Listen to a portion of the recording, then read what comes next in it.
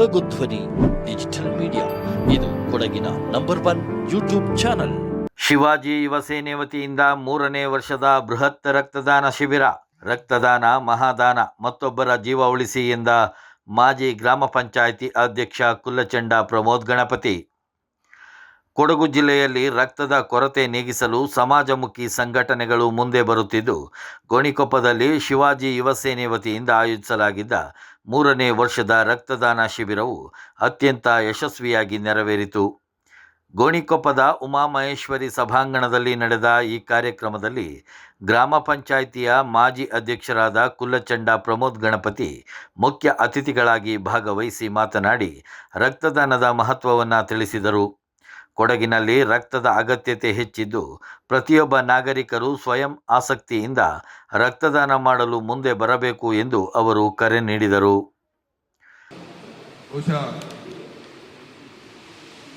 ರಕ್ತದಾನ ಶಿಬಿರ, ಅದರ ಮಹತ್ವ ಮತ್ತು ರಕ್ತಗಳು ಹೇಗೆ ನಾವು ಶೇಖರಣೆ ಮಾಡುವಂಥದ್ದುಗಳನ್ನು ಅವರು ತಿಳಿಸ್ಕೊಟ್ಟಿದ್ದಾರೆ. ನನಗೆ 2 ಮಾತುಗಳು ತಮ್ಮ ಮುಂದೆ ಇಚ್ಛೆ ಪಡ್ತೀನಿ. ಶಿವಾಜಿ ಸೇನೆ ಅಂತ ಹೇಳೋದು ಬಹುಶಃ ಹಿಂದಿನ ಕಾಲದಲ್ಲಿ ಯುದ್ಧ ಮತ್ತು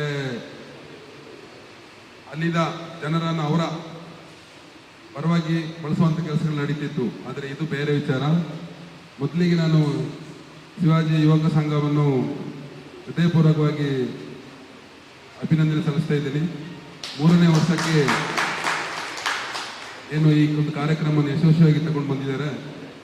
ರಕ್ತದಾನ ಮಾಡುವುದು ಎಷ್ಟು ಶ್ರೇಷ್ಠನೋ ಆ ಕಾರ್ಯಕ್ರಮ ನಡೆಸಿಕೊಡೋದು ಅದಕ್ಕಿಂತ ಹೆಚ್ಚಿನ ಶ್ರೇಷ್ಠ ಅಂತ ನಾನು ಹೇಳ ಬಯಸ್ತೀನಿ.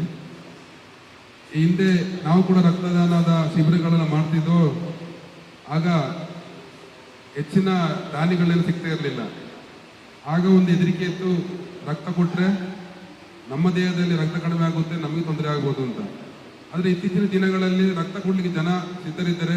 ಅದರಲ್ಲಿ ಕೊಡಲಿಕ್ಕೆ ಅವಕಾಶ ಅವರಲ್ಲಿ ಇರೋದಿಲ್ಲ. ಯಾಕೆಂತಂದರೆ ಈ ಮಾದಕದ ವಸ್ತುಗಳನ್ನು ಸೇವನೆ ಮಾಡುವಂಥದ್ದು, ಕುಡಿಯುವಂಥದ್ದೆಲ್ಲ ಮಾಡಿಕೊಂಡು ರಕ್ತವನ್ನು ಕೊಡುವ ಆಸೆ ಇದ್ದರೂ ಕೂಡ ಇಲ್ಲಿ ಕೊಡಲಿಕ್ಕೆ ಬರುವಂಥ ಒಂದು ವ್ಯವಸ್ಥೆಗಳು ಇಲ್ಲದ ಕಾರಣ ನಮ್ಮ ಯುವಕರು ಇದರಿಂದ ವಂಚಿತರಾಗ್ತಿದ್ದಾರೆ.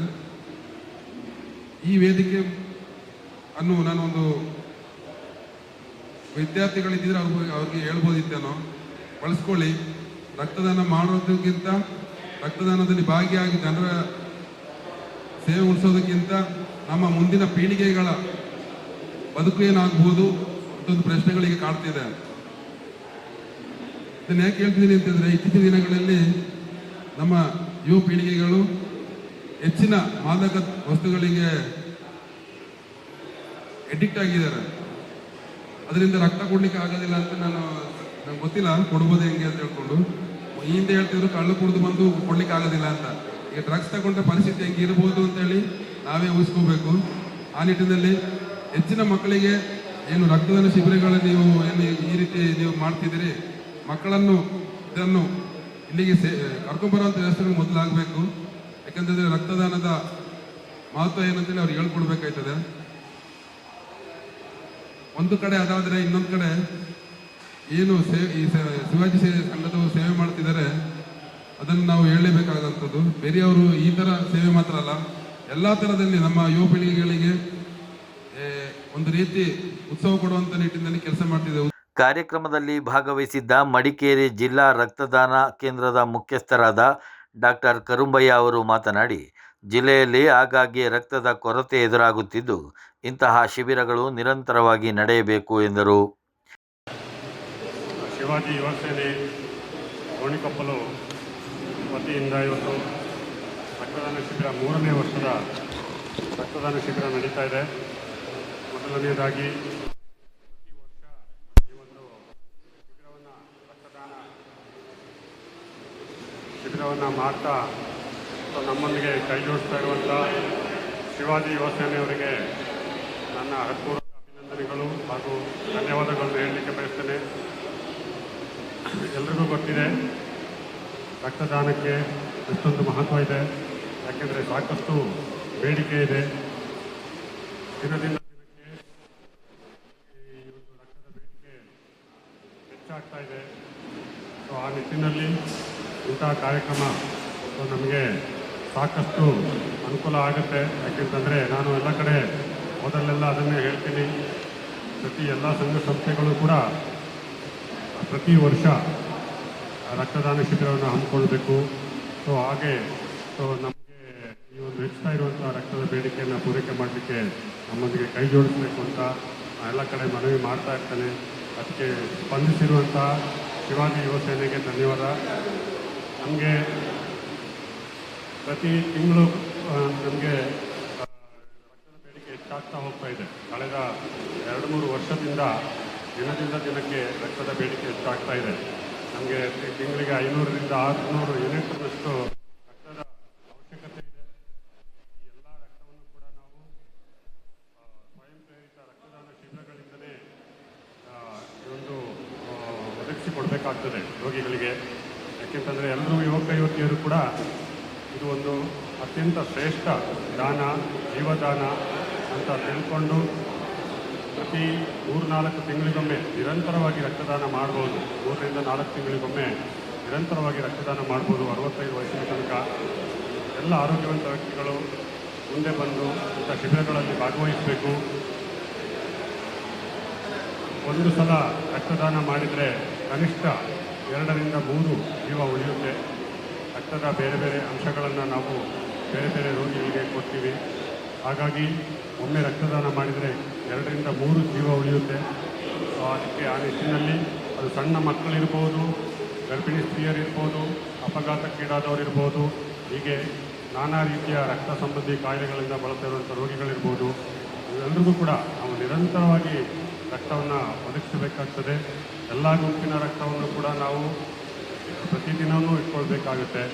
ಸೊ ಹಾಗಾಗಿ ಈ ಒಂದು ಬೇಡಿಕೆಯನ್ನು ನಾವು ನಮ್ಮ ರೋಗಿಗಳಿಗೆ ನೀಡಲಿಕ್ಕೆ ಸಹಕರಿಸಿದಂಥ ಎಲ್ಲ ಸಂಘ ಸಂಸ್ಥೆಗಳಿಗೂ ನನ್ನ ಹೃತ್ಪೂರ್ವಕ ಅಭಿನಂದನೆಗಳು. ನಮ್ಮ ಮನವಿಗೆ ಸ್ಪಂದಿಸಿ ಪ್ರತಿ ವರ್ಷ ಈ ಒಂದು ಶಿಬಿರವನ್ನು ಆಯೋಜನೆ ಮಾಡ್ತಾ ಇರುವಂತಹ ಹಲವಾರು ಸಂಘ ಸಂಸ್ಥೆಗಳಿವೆ. ಅದರಲ್ಲಿ ಪ್ರಮುಖವಾದದ್ದು ಗೋಣಿಕೊಪ್ಪದ ಶಿವಾಜಿ ಯುವ ಸೇನೆ. ಅವರಿಗೆ ನಾನು ಮತ್ತೊಮ್ಮೆ ಅಭಿನಂದನೆಗಳು ಹಾಗೂ ಧನ್ಯವಾದಗಳನ್ನು ಹೇಳ್ತಾ ಎಲ್ಲರೂ ಬಂದು ರಕ್ತದಾನ ಮಾಡಿ.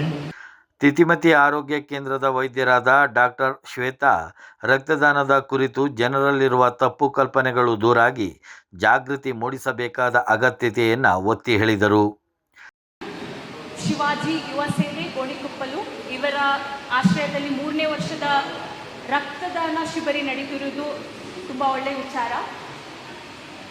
ಮೊದಲಿಗೆ ನನ್ನ ಪರಿಚಯ ನಿಮಗೆ ಮಾಡೋಕ್ಕಿಂತ ಮುಂಚೆ ಈ ಒಂದು ಶ್ರೇಷ್ಠ ದಾನ ಏನಿದೆ ಇದು ಎಲ್ಲ ಮನಮುಟ್ಟು ಅಂತ ಒಂದು ಕೆಲಸ ಅಂತಲೇ ಹೇಳ್ಬೋದು.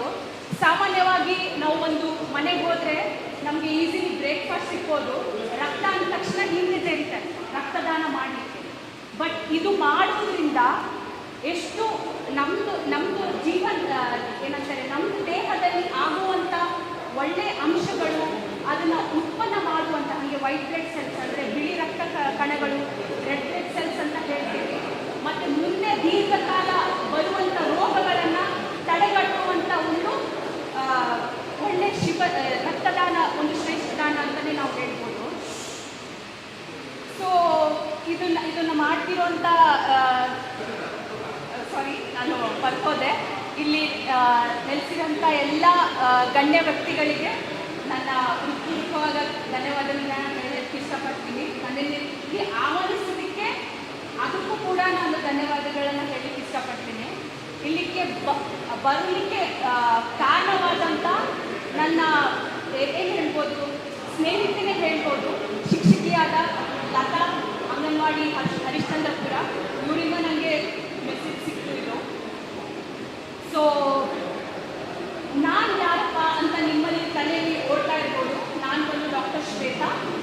ಸೊ ನಂದು MD ಇನ್ ಹೋಮಿಯೋಪತಿ ಕಂಪ್ಲೀಟ್ ಆಗಿದೆ and international academy of classical homeopathy diploma in Swiss. So ನಾನು ಬಂದು ಸುಮಾರು 5 to 6 ಇಯರ್ಸಿಂದ 5-6 ವರ್ಷದಿಂದ ಪ್ರಾಥಮಿಕ ಆರೋಗ್ಯ ಕೇಂದ್ರ ತಿತಿಮತಿಯಲ್ಲಿ ಸೇವೆ ಸಲ್ಲಿಸ್ತಾ ಇದ್ದೇನೆ. ಸೊ ಹೋಮಿಯೋಪತಿ ವೈದ್ಯ ಆಗಿದ್ದರಿಂದ ಇದರಿಂದ ಹೋಮಿಯೋಪತಿ ಬಗ್ಗೆ ಗೊತ್ತಾ ಯಾರಿಗಾದ್ರು? ಹೋಮಿಯೋಪತಿ ಔಷಧಿ ಬಗ್ಗೆ ಗೊತ್ತಾ? ಅದರ ಅರಿವು ಇರಲ್ಲ ನಮಗೆ ಗೊತ್ತು. ಸೊ ಇದು ಬಂದು ನೈಸರ್ಗಿಕ ಔಷಧಿ. ಹೇಗೆ ಬೇರೆ ಸಿಸ್ಟಮ್ಸ್ ಇದೆ, ಆಯುರ್ವೇದ, ಯುನಾನಿ ಮತ್ತು ಸಿದ್ಧ, ಹಾಗೆ ಇದು ಒಂದು ಆಯುಷಲ್ಲಿ ಕೂಡುವಂಥ ಸಿಸ್ಟಮು. ನೈಸರ್ಗಿಕ ಔಷಧಿ ಆಗಿರೋದ್ರಿಂದ ನಿಮಗೆ ಇದರಿಂದ ಏನಾದರೂ ಪರಿಣಾಮ ಆಗುತ್ತೆ ಈ ಔಷಧಿ ಅಂತ ಆದರೆ ಏನೂ ಇಲ್ಲ. ಸೊ ದೀರ್ಘಕಾಲ ರೋಗಗಳಿಗೆ ತುಂಬಾ ಒಳ್ಳೆಯದು ಅಂತ ನಾನು ಹೇಳಲಿಕ್ಕೆ ಇಷ್ಟಪಡ್ತೀನಿ. So I am so thankful ನನ್ನನ್ನು ಇಲ್ಲಿ ಕರೆದಿದ್ದಕ್ಕೆ. ನಾನು ಇಲ್ಲಿ ಇರ್ತೀನಿ. ಸೊ ನಿಮ್ಗೆ ಏನಾದರೂ ಆ ಥರ ದೀರ್ಘಕಾಲ ರೋಗಗಳಿಂದ ಹಾಗಂತ ದೀರ್ಘಕಾಲ ರೋಗಗಳನ್ನ ನೋಡ್ತೀನಿ ಹೋಮಿಯೋಪತಿ ಡಾಕ್ಟ್ರು ಅಂತಲ್ಲ, ಈವನ್ ಅಕ್ಯೂಟ್ ಕಂಡೀಷನ್ಸ್ ನಾವು ಹೇಳ್ಬೋದು. ಕೆಲವೊಂದು ಫೀವರ್, ಕೋಲ್ಡ್, ಕೆಮ್ಮು, ನೆಗಡಿ, ಜ್ವರದಿಂದಲೂ ದೀರ್ಘಕಾಲ ಕ್ರಾನಿಕ್ ಕಂಡೀಷನ್ಸ್ವರೆಗೂ ನಾವು ಹೋಮಿಯೋಪತಿಲಿ ಔಷಧಿ. ಕಾರ್ಯಕ್ರಮದಲ್ಲಿ ಹಲವು ಬಾರಿ ರಕ್ತದಾನ ಮಾಡಿ ಮಾದರಿಯಾಗಿರುವ ಬ್ಲಡ್ ಡೋನರ್ಸ್ ಅಸೋಸಿಯೇಷನ್ನ ಉಪಾಧ್ಯಕ್ಷರಾದ ಅಶ್ರಫ್ ಅವರನ್ನು ಆತ್ಮೀಯವಾಗಿ ಸನ್ಮಾನಿಸಿ ಗೌರವಿಸಲಾಯಿತು. ಶಿವಾಜಿ ಯುವ ಸೇನೆಯ ಅಧ್ಯಕ್ಷರಾದ LN ಅಣ್ಣಪ್ಪ ಅಧ್ಯಕ್ಷತೆ ವಹಿಸಿದ್ದ ಈ ಕಾರ್ಯಕ್ರಮದಲ್ಲಿ ಗೌರವಾಧ್ಯಕ್ಷರಾದ ಗಯಾ ಕಾವೇರಪ್ಪ ಹಾಗೂ ಸಂಘಟನೆಯ ಪ್ರಮುಖರು ಉಪಸ್ಥಿತರಿದ್ದರು. ಖಜಾಂಚಿ GP ಸ್ವಾಮಿ ಸ್ವಾಗತಿಸಿದರೆ ನಿರ್ದೇಶಕ AG ಸುರೇಶ್ ವಂದಿಸಿದರು. ಶಿವಾಜಿ ಯುವ ಸೇನೆಯ ಸದಸ್ಯರ ಸಹಕಾರದೊಂದಿಗೆ ನಡೆದ ಈ ಶಿಬಿರದಲ್ಲಿ ನೂರಾರು ಯುವಕ ಯುವತಿಯರು ಉತ್ಸಾಹದಿಂದ ಭಾಗವಹಿಸಿ ರಕ್ತದಾನ ಮಾಡಿದರು. ಒಟ್ಟಿನಲ್ಲಿ ಗೋಣಿಕೊಪ್ಪದಲ್ಲಿ ನಡೆದ ಈ ರಕ್ತದಾನ ಶಿಬಿರ ಸಮಾಜಕ್ಕೆ ಉತ್ತಮ ಸಂದೇಶ ಸಾರಿತು.